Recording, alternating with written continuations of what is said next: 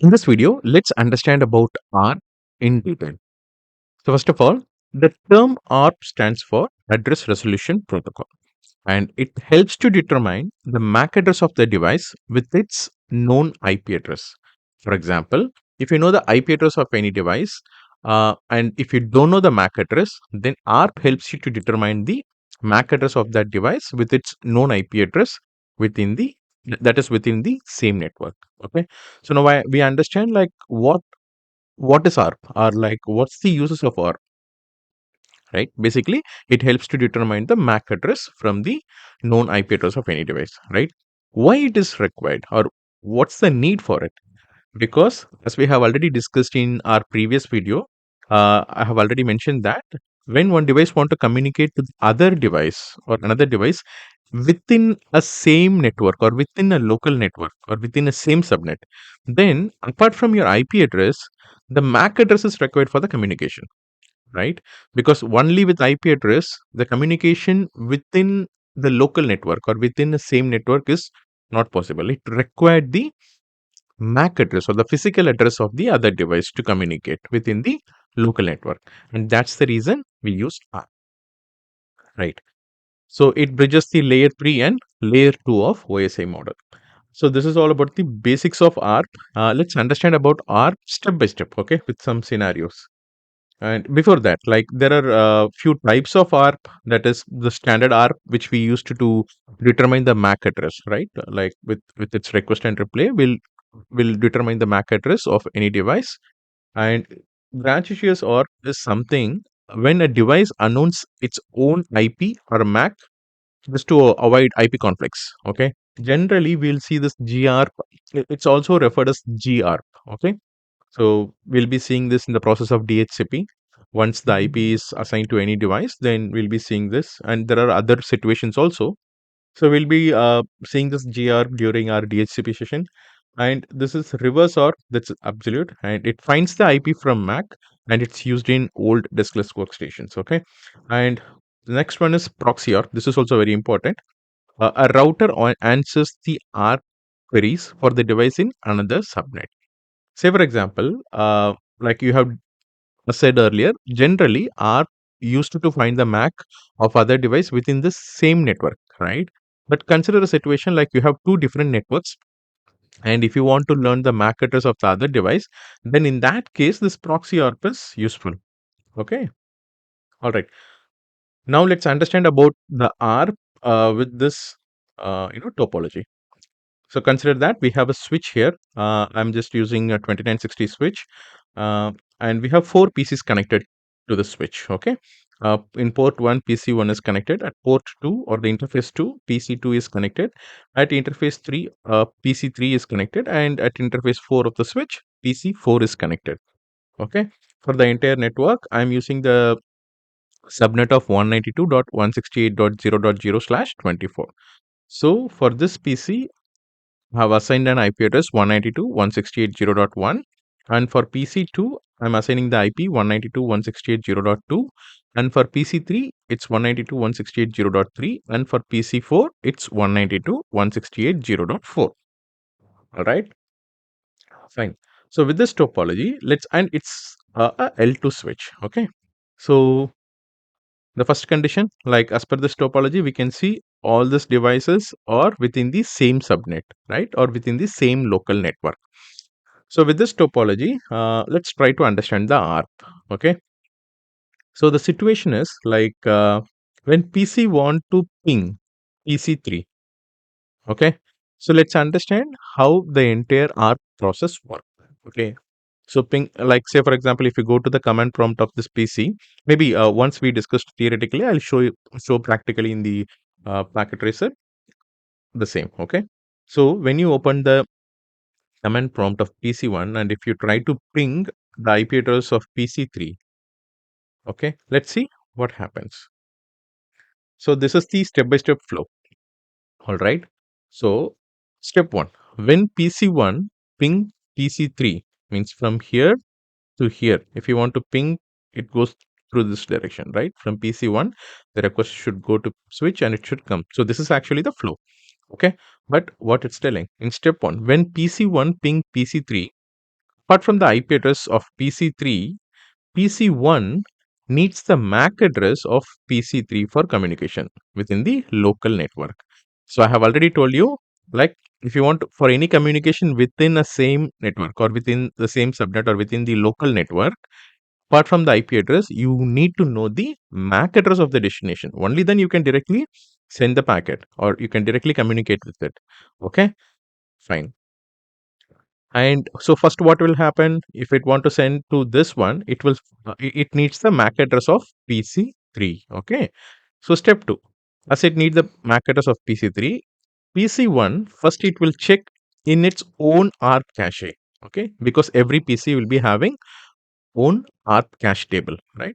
So PC1 will check its own ARP cache to ensure whether the PC3's MAC is already learnt and added or stored in it or not. Okay. So, if the MAC address is already available in the ARP cache of PC1, so using that MAC, it will directly send the ICMP request, nothing but the ping request, right? And the communication will be established. If in case the MAC is not learnt already, the MAC is not available in the ARP cache of PC1, then what will happen? First of all, the PC1 want to learn the MAC of PC3, right? Here is where the ARP process begins. Okay. So what it will do, it will send the ARP request to the connected switch. All right. So what is the ARP request means? Basically, it's a kind of a question asking to the network saying that, hey, who is having this 192 or who is the 192.168.0.3? Tell me, I am 192.168.0.1, right? So it's basically putting a question to the entire group. Okay. Hey, who is 192.168.0.3? Tell me to 192.168.0.1. I'm 192.168.0.1. Tell me who is 192.168.0.1. So this is what the question it's sending. Okay, that's what we refer to R. So if you look at that packet, uh, in the layer 2, okay, in the layer 2, source address would be the PC1's MAC address. Okay, and the destination MAC address, if you look on it, you will see all F. If you remember, like in the previous video about MAC address, we have seen the different types of MAC address, right? So there is something like broadcast MAC, where I have shown you like you saw all the 12 digits as F, right? That's how the destination looks like, because when you put all destination MAC as F, it means it's a broadcast packet. Okay, so that's how the ARP request is sent to the switch.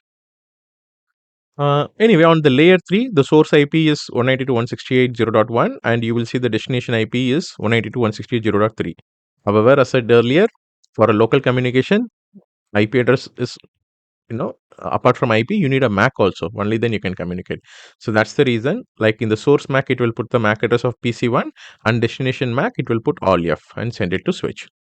So now, once the switch receives the ARP request from PC1, the switch will broadcast the request all the connected device. Like in this topology, we have totally 4 devices. So once the ARP request is received from PC1, switch will broadcast the same to all connected, like all the 3 other switches. All the 3 other PCs. If in case you have 20 more PCs connected to the same switch, then switch will broadcast that ARP request to all other PCs that is connected here. Okay.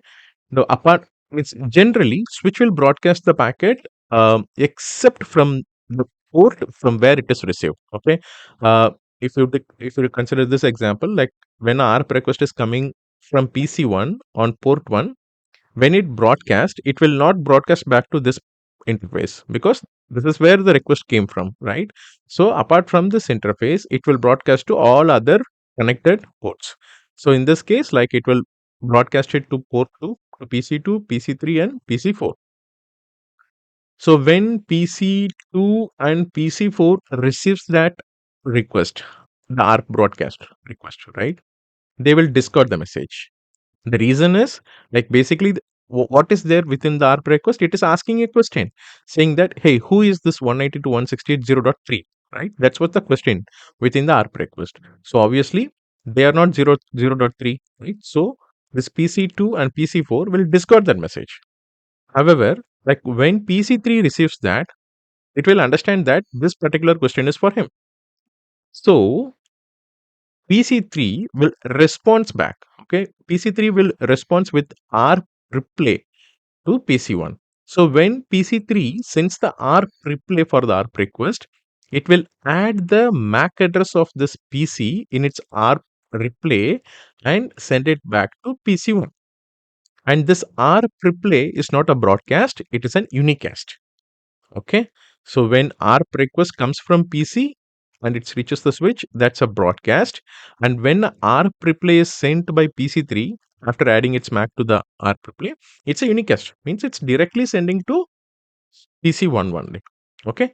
So once PC1 receives the ARP response, right? Once or ARP response or ARP replay from PC3, now it learnt the MAC address of PC3, because in the ARP replay, the MAC address is already available. Like he already put the MAC address in the ARP replay and send it back here. So now PC1 aware about the MAC address of PC3. So it will add that MAC address to its ARP cache. Then once it added to its ARP cache, the ARP process is done. So now this guy, like the PC1, will initiate the ping request, means ICMP request. And this time it's not a broadcast because it already learned the MAC address of the destination, like the PC3. So it's a unicast. So PC1 will send the ICMP request directly to the PC3. And PC3 also sends the ICMP response directly back to the PC1. Okay. So this is how the entire ARP process work. Okay. All right. And also there may be a question here. So PC1 now learnt the ARP of PC3. How come now PC3 learnt the MAC of PC1, right? So that's when, like, when the PC3 received the first ARP request from PC1, at that time itself, it got the MAC address. Because if you remember, I told you in the ARP request, the L2 information, the layer 2 information, source MAC address is this MAC address, right? Means it already put its MAC address in the source address and sent it. So that's how the PC3 got the MAC address of PC1 and get it added here. Okay. So this is how the entire ARP process work. So if you just want to minimize this, step one, first, it will check its ARP cache. And if it's not available, it will initiate the ARP request, making all F, okay, as a destination MAC address. So that switch will broadcast, and that particular destination or that exact destination device will respond back or will send the ARP replay back to the source, the PC1, and the source will add its MAC address to the ARP cache once the MAC is learnt and added to the ARP cache. Then going forward, all communication will be unicast packets. Like when I say unicast, it's one to one directly. It's not a broadcast anymore. It will not send all other devices unnecessarily. It will directly communicate to the destination. Right. So let's understand about the same ARP in lab in the next video. Like practically, let's understand about ARP using a packet tracer in next video.